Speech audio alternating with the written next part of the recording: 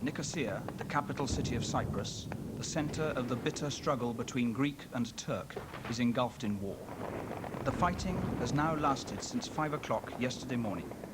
It began when Turkish jets bombed Nicosia at dawn. It promises to last until the Turkish army has conquered that part of the island which she thinks should belong to the Turks. The severest fighting has been along the edge of the road leading from Nicosia towards the old seaside town of Famagusta.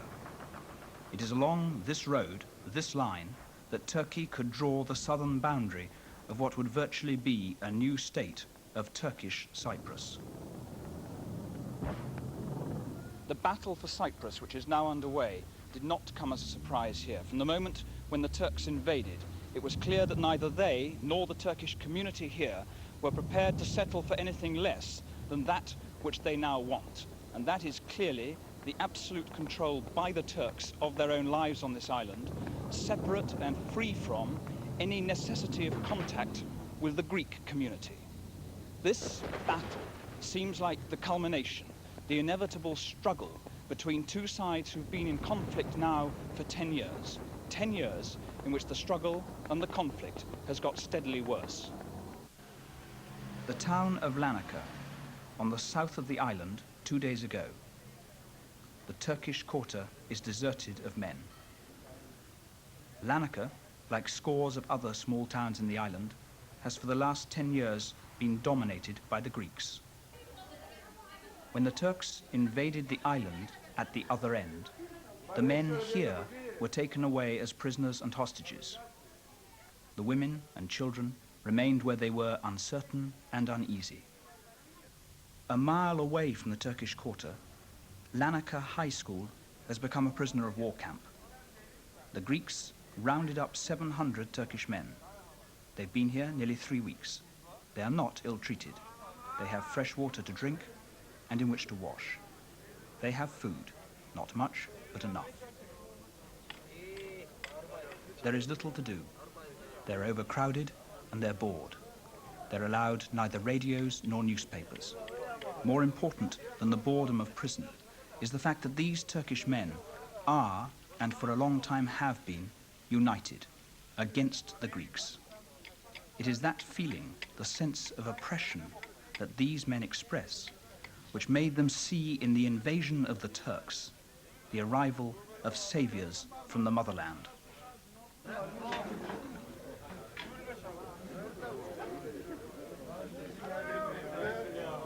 You are civilians? We are civilians, yes. We are working, most of us working in the bases, British bases, you see. Do you understand, though, why the Greeks have you in here? No, we don't know at all. We are told only for 5 minutes, you see, to come here, and we have been kept up to now, They deceived us. without giving any reason.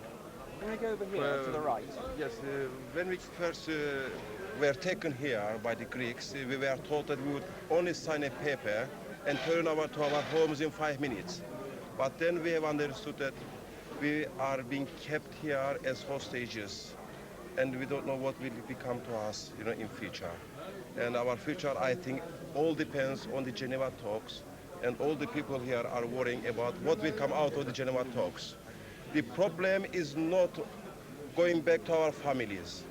I think that the Greeks are ready to send us to our homes, but the main problem is not going to our homes. When we go back to our homes, we want to be sure about our lives there.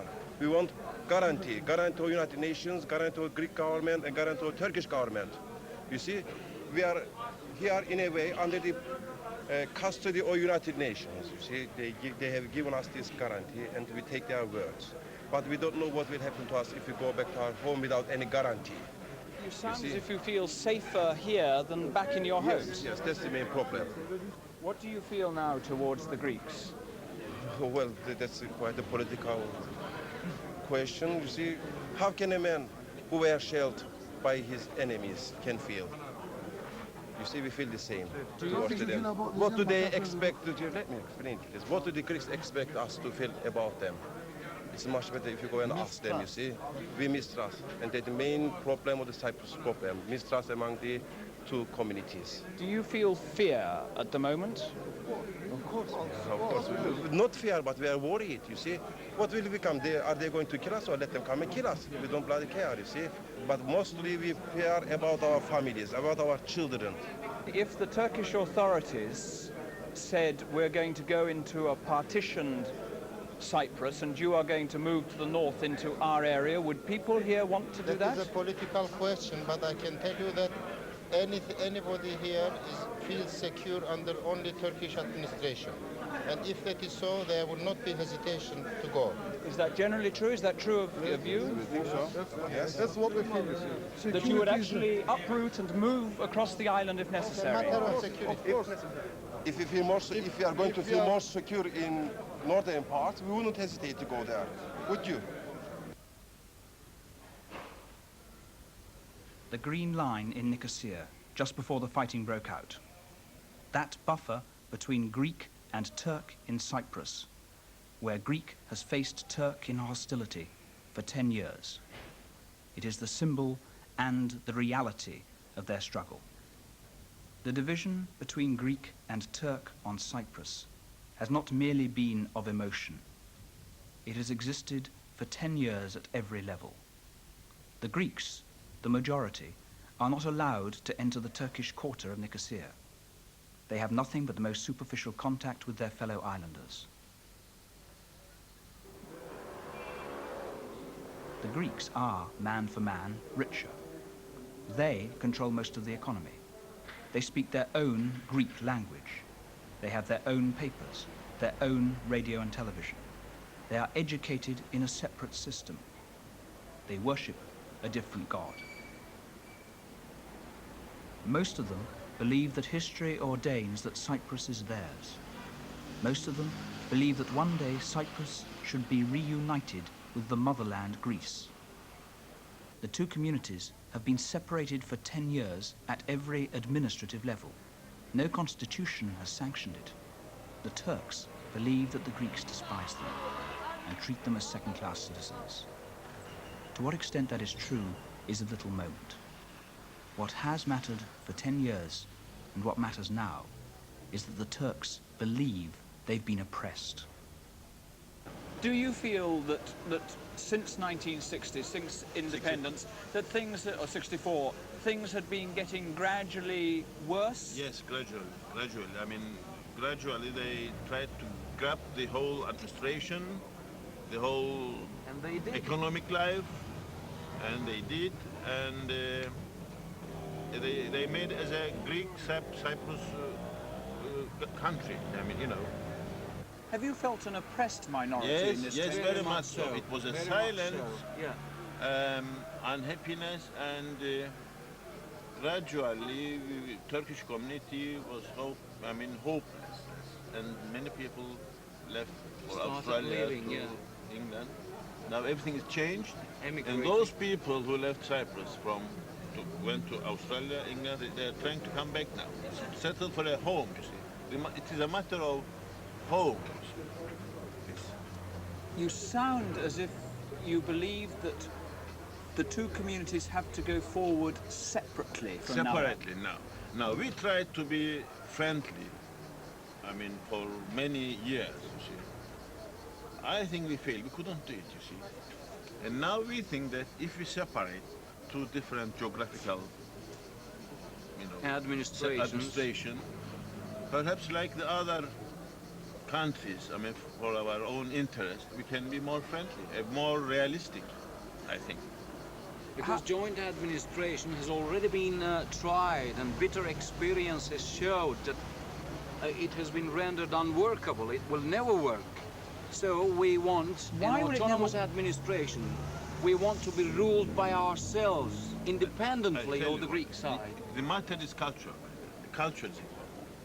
Because we haven't got one language, one culture. No Cypriot when you go language. for an office, to a government official, somebody sits at the back of the desk, She or she may not talk Turkish, or he can talk only Greek, and a Turkish job cannot feel as at home. You know, it's a matter of culture. I mean, I found it. There is no intermarriage. So there has never been intermarriage between Greeks and Turks. Yeah?